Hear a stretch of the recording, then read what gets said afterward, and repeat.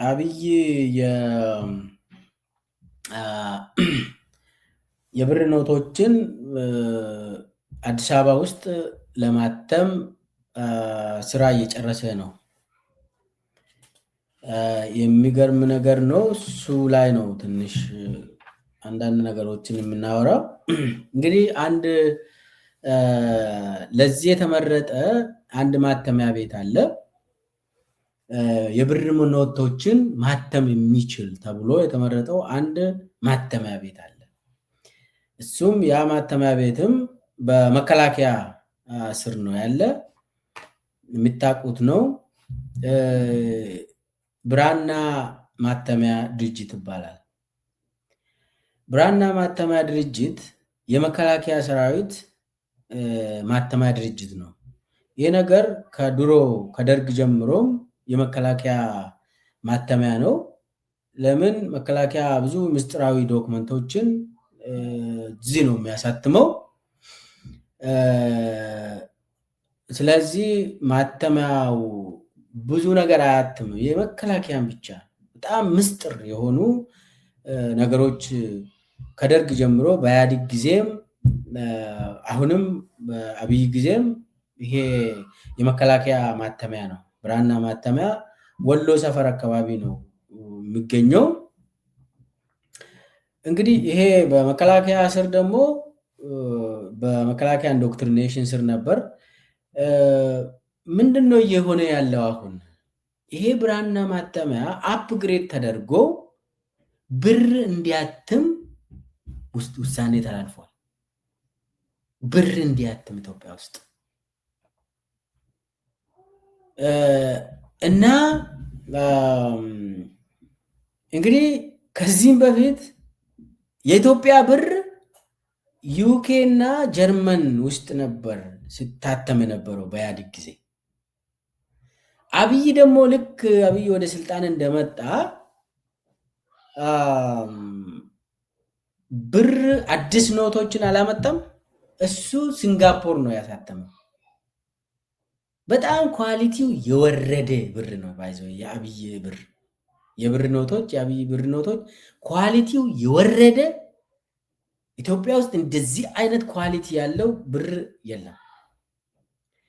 እና ሲንጋፖር ውስጥ አሳትሞ እንግዲህ በርካሽ ነው ያሳተምኩት ብሎ ነው እንግዲህ ኳሊቲው የወረደ። እንደው መንደር ውስጥ የሚታተም ፎርጂድ ብሮች በኳሊቲ ይበልጣሉ። ባይዘው ፎርጂድ የሆኑ ገንዘቦች የኢትዮጵያ አሁን የአብይ ብር ኖት ፎርጂዱ ይሻላል፣ ኳሊቲ የለውም። ሲንጋፖር የታተሙ አሁን ምንድነው ያደረጉ ያሉት? ለምን ብርን ለማተም በጣም ውድ ነው። በነገራችን ላይ አንድን ብር ለማተም ወደ 10 ብር ልትከፍል ትችላለህ፣ አንድን ብር ብቻ ለማተም።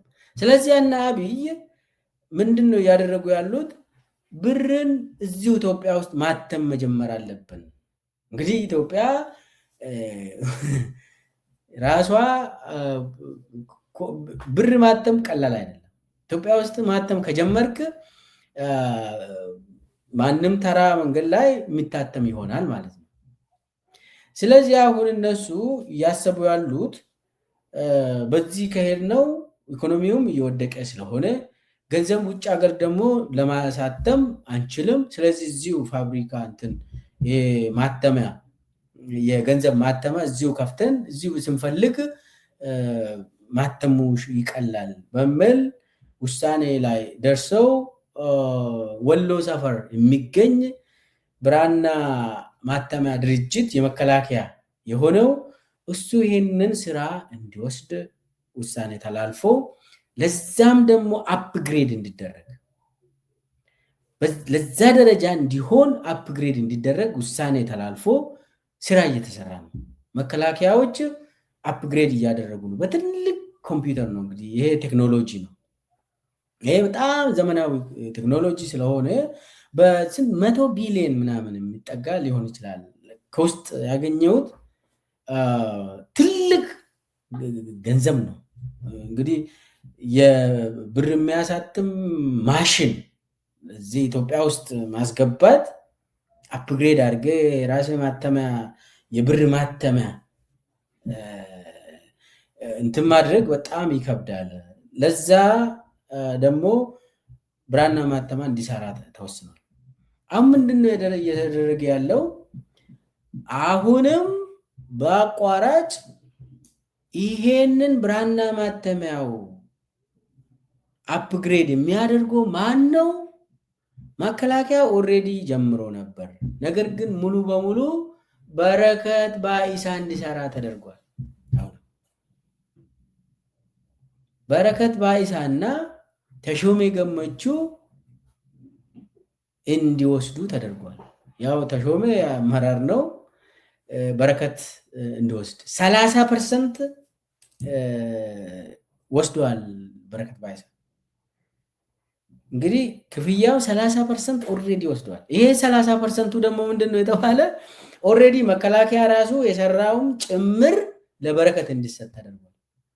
መከላከያ ራሱ አፕግሬድ እያደረገ ነበር በስንት ቢሊዮን ብር።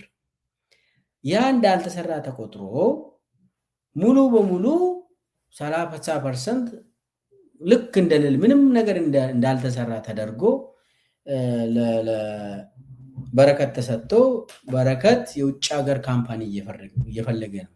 ራሱ አይሰራም፣ ጉልበት የለውም። ነገር ግን ለሱ 30% ከስንት ቢሊዮን ወስዶ የውጭ ሀገር ካምፓኒዎችን እየፈላለገ ገዛ አብሬው ሰራው ብሎ ደግሞ ገንዘቡን ይወስዳል ማለት ነው። አሁን ዋናው ነገር እዚህ ላይ አንደኛ አብይ ኢንቴንሽኑ ምንድነው? ኢትዮጵያ ውስጥ ገንዘብን ማተም መጀመሩ ኢንቴንሽኑ፣ ያ ደግሞ በመከላከያ በሌቦች እጅ እንዲወድቅ ማድረጉ። አስቡት እንግዲህ መከላከያ ሰራዊት ያው ምስጢራዊ ነው። ማተሚያውም በጣም ውስጥ ምስጢራዊ ማተሚያ ስለነበር አሁን መከላከያ ራሱ ገንዘብ እንዲያትም አስቡት። ለጦር እንግዲህ ኢትዮጵያ ጦር ነው የምታካሄደው እንጂ ምንም አይነት ልማት የለም። ጦር የሚያካሄድ አካል አብይና መከላከያ ብራቸውን ደግሞ እዛው ዞር ብሎ ያትሙና እንትን ያከፋፍላሉ። ለጦርነት የሚሆን እያሳተሙ ይሄዳሉ ማለት ነው። እንዲህ አይነት ስራ ነው የሚሰሩት። ስለዚህ ይሄ ብራና ማተሚያ እንግዲህ ሌቨሉ በጣም ከፍ ያለ አፕግሬድ ነው የሚደረገው። ገንዘብ ፕሪንት የሚያደርግ ቀላል ስላልሆነ ትልቅ ገንዘብ ነው።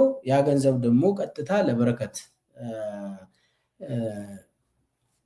እንዲሰጥ ተደርጓል።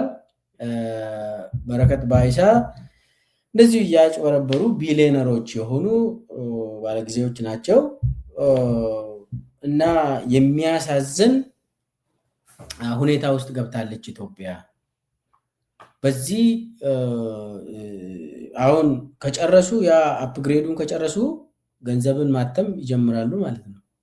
ስለዚህ ውጭ ሀገር የሚታተም ገንዘብ የለም ማለት ነው።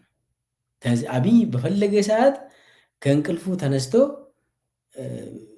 ብር ማተም ለመጀመር ነው እየሄደ ያለው። ይሄንን ሙሉ ኢትዮጵያውያን ማወቅ ያስፈልጋል። ገንዘብ ዝም ብሎ በአንድ ግለሰብ የሚታተም መሆን የለበትም። በዱርዬ የሚመራ አገር፣ በደላላ የሚመራ መከላከያ ገንዘብን ማተም ከጀመረ የኢትዮጵያውያን ሕይወት ምን እንደሚሆን አስቡበት። እንግዲህ አሁን አብይ ወደ ቁልቁል ሙሉ በሙሉ ኢትዮጵያን አጥፍቶ ሊጠፋ ነው ማለት ነው። ኦልሬዲ ኢኮኖሚውን ሽጧል። አይኤምኤፍ ነው ራን የሚያደርገው ኢትዮጵያ ኢኮኖሚን። የኢትዮጵያ ሀገር ሉዓላዊነት አሳልፎ ሰጥቷል። በሁሉም አቅጣጫ ኢኮኖሚውን አይኤምኤፍ፣ ፖለቲካውና ሴኪዩሪቲን ደግሞ መሐመድ ቤን ዛይድ። ምንድን ነው የቀረው ለኢትዮጵያ? ኢትዮጵያ እኮ አገር ሆናም እንዳትቀጥል አሁን አብይ እንኳን ቢወድቅ እነ ዩኤኢ እኮ እያደረጉ ያሉት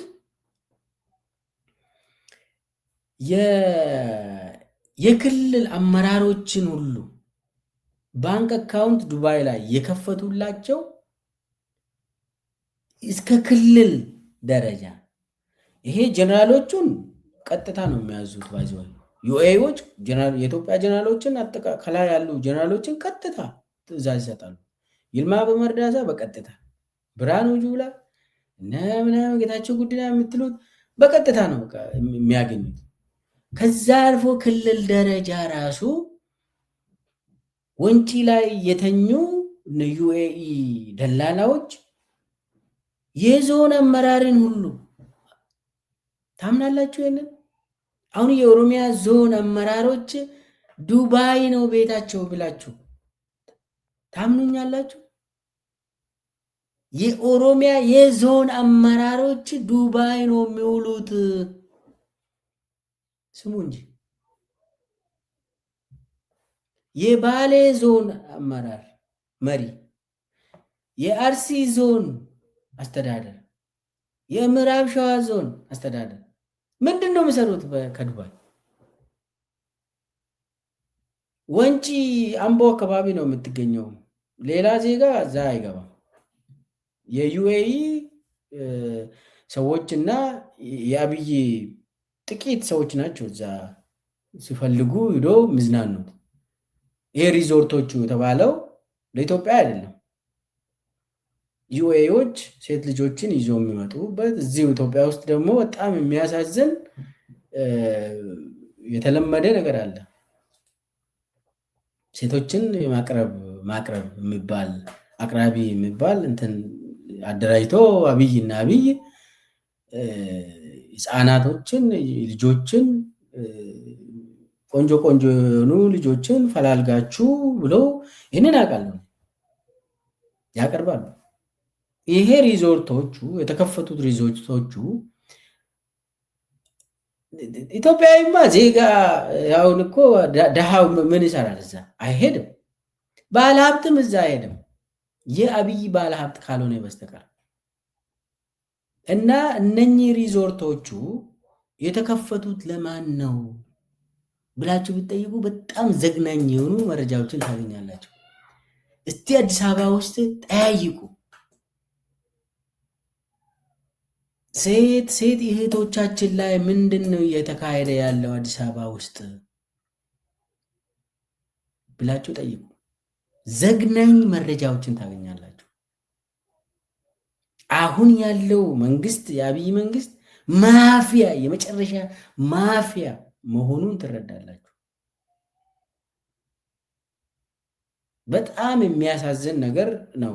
እና እነኚህ ከዩኤኢ የተባበሩት አረብ ኤሚሬቶች ተወካይ ሆነው አዋሽ ላይ የተሰራ ሪዞርት የሚቀመጡ ወንጪ፣ ጎርጎራ፣ የተለያዩ ይሄንን ሁሉ እዛ ላይ የሚቀመጡ ሰዎች ባለሀብቶች ምንድን ነው እየሰሩ ያሉት?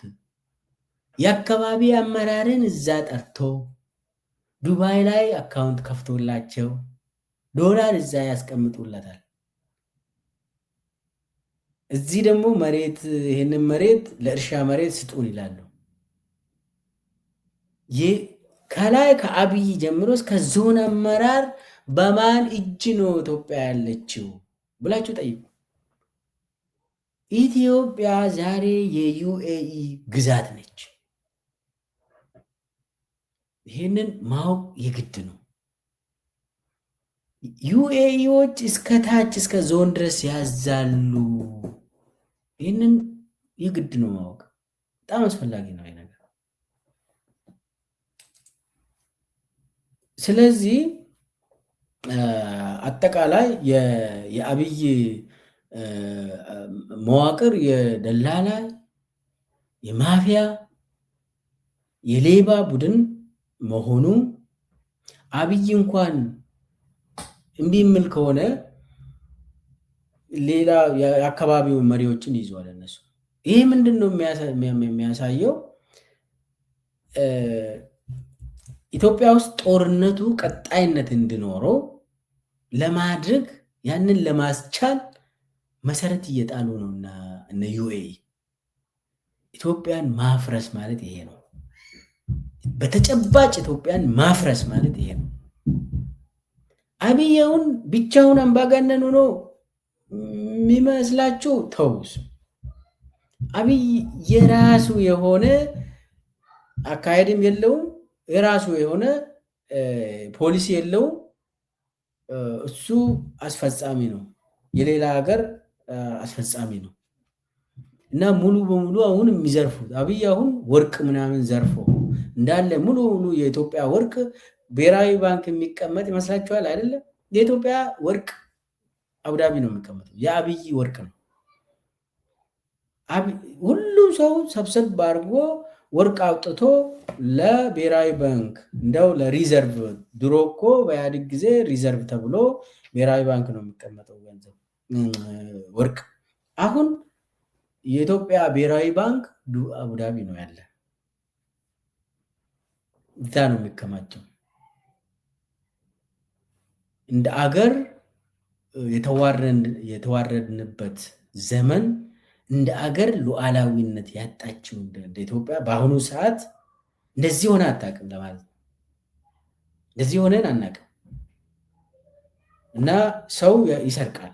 ይሄኛው ግን የአብይ ስርቆት ግን በጣም የሚገርም ነው። አሁን ጠመንጃ ቅድም ያነሳዋችሁ ይሄ ጠመንጃ ዲለር ሆኖ ደላላ ሆኖ የሚያገለግሉት እኮ ለአብይም ኮሚሽን ይሰጣል፣ ለአብይም ኮሚሽን ይሰጣል።